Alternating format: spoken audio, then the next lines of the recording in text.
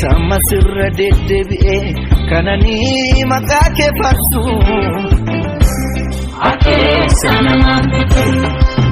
waa biraan shaakallee haasaa kee mi'eeffadhee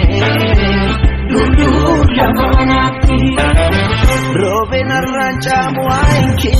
bara dhufee darbu ansumaan lallabaa waa baay'ee dhufee godaane gabaa narraan galle siinan qabaa sama sirra deddeebi'ee kanani maqaa kee farsu akeessa namaan bite waa biraan shaakallee haasaa kee mi'eeffadhee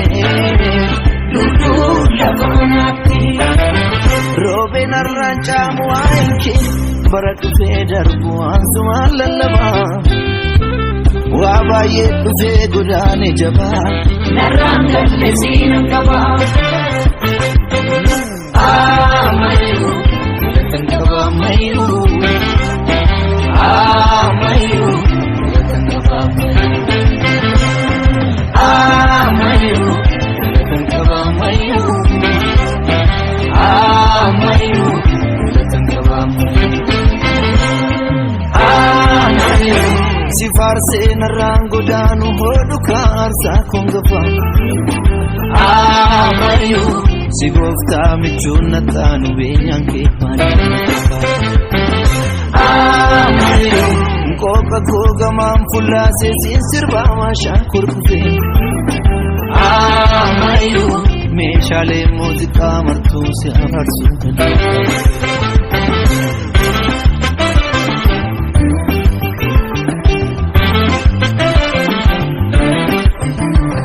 dogoggoree miti ofirrattan argaman jiraachisuusa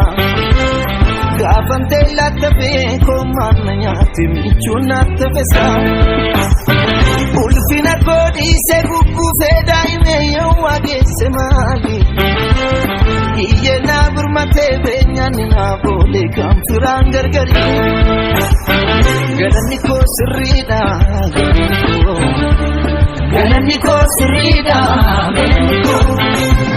galanni koo sirriidha galanni koo sirriidha waa tokko waa lama miti waa baay'eetti na milkeessite galanni koo sirriidha galanni koo gatiin cubbuu narraan jiru sitoo dhiiga kenna bite galanni koo sirriidha galanni koo gaafa maqaa kee naadadhu boojuu koo wal guuree dhufaa galanni koo sirriidha galanni koo biyyi lafaasaa dhaga'uu si faarsuun koo ittuma fufaa galanni koo sirriidha galanni koo akkamiin roobee cimmisaa galanni koo itti caalaa bula malee oolmaa kee gola beekuu jaalallee koraajeeffannootan dabalee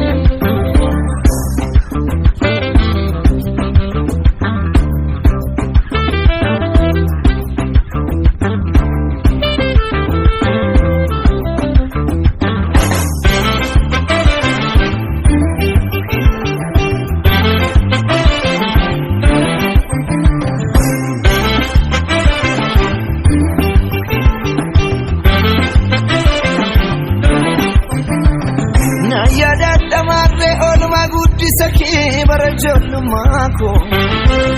chaappaan namaan jiru jiraachuu koo keessa siin jedheenyumaako kanaafaan si faarsaa fuuraan machaa'ee akka keen argine Iyesuus jedheen siin adaddaa kanarraan darbine maqaa kee faarsunoo narraan fokkisu bara hundumaa si kan na boonsu jaalallee dhugaa michuu garaa koo galaa jireenyaa gorsaa mataa koo maqaa fayyinaa jireenya kennu fakkaata